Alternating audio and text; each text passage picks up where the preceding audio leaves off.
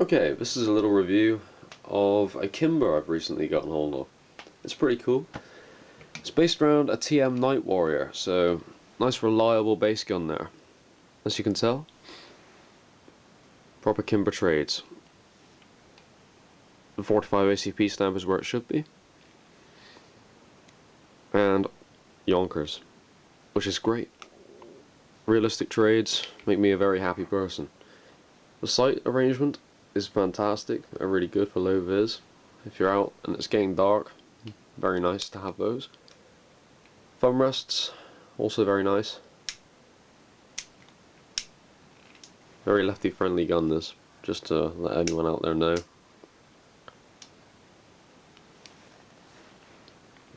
Nice proud mag plate there. Nice chrome mag. One of the Muse style ones. I say chrome finish, it's actually a steel mag. There's no chrome actually on it. Now the hammer, this is basically a Nova metal kit.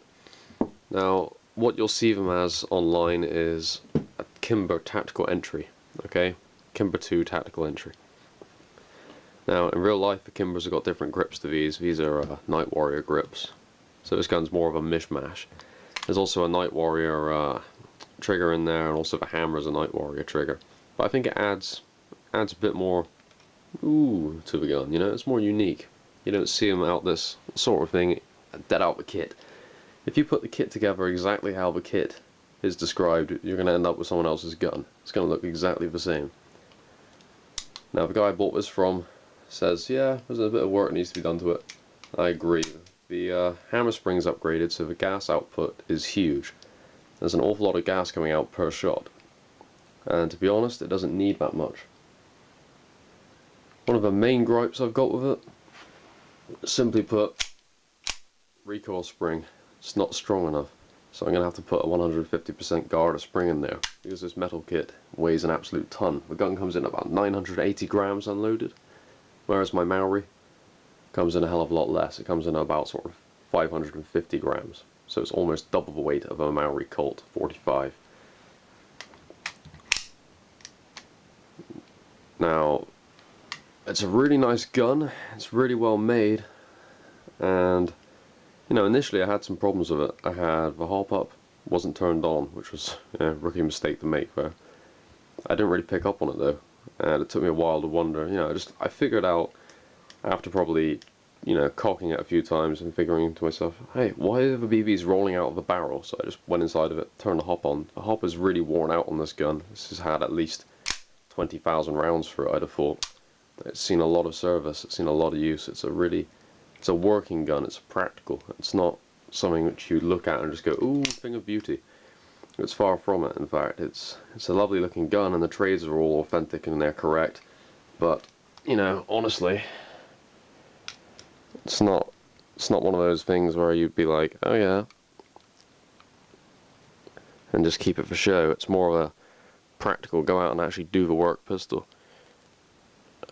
Bloody recoil spring strong enough though. There it goes. Right.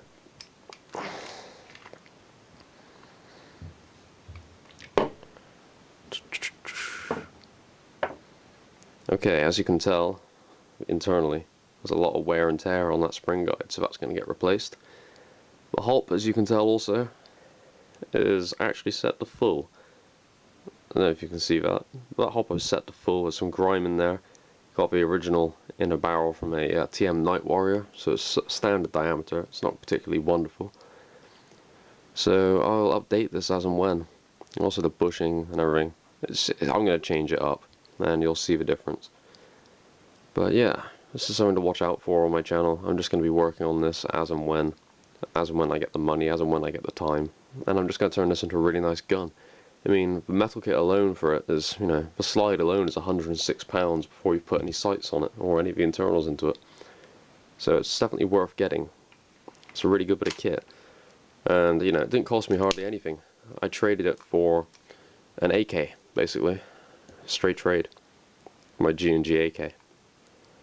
Not the full metal and wood version, I might add. It's just the combat machine version. So, no need to worry there too much. I'm not that silly. But, you know, the gun overall, full metal. Everything that needs to be metal is metal. Very comfortable, well balanced, and it makes a lovely noise. It's just one of those guns where you want to have one. Now, if you're looking for a practical 1911 format, you can't go wrong with a high capper. Don't get a WE because they're crap. Go and get a TM1, or you can get the Night Warrior and put a Kimber kit on it. These metal kits are worth it. About £169 for the frame, about £102 for the slide. So it's expensive, and altogether this thing's probably worth about £380 in its current setup. By the time I'm done with it, it's going to be worth £500 at least, minimum. That's not taking into account labour charges or postage or anything like that. So yeah, it's an interesting gun, and it's got a hell of a lot of noise. Recoil's great, the high flow in it is fantastic. Loving the uprated hammer spring, putting out a hell of a lot of gas. The only problem with that is the consumption suffers massively. I only get about sort of 12 rounds before I'm out of gas using propane. Plus side is the FPS is ridiculous, and it's like 300 nearly. It's what, 298, 295, which for a TM without having a hot butt rubber changed, and with the internals in this sort of condition, you know, that speaks for itself. That's a really high FPS reading. We've got in comparison my Glock 17, which is immaculate, my Tokyo Maori, which has got a 6.01mm barrel. That's only getting 290. This is 5 FPS up, and it doesn't have the hop changed or the barrel. My Glock's got both, so this is one to watch, and I'll be updating it as and when.